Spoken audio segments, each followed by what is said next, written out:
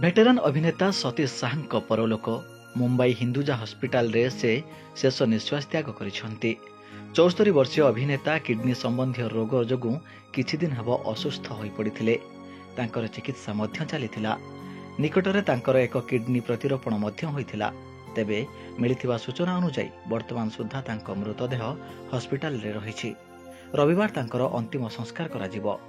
Sarabhai versus Sarabhai, जाने भी दो यारो एवं मैं हूं नारे तांको दमदार अभिनय पई से बेस लोकप्रियता हासिल करथिले।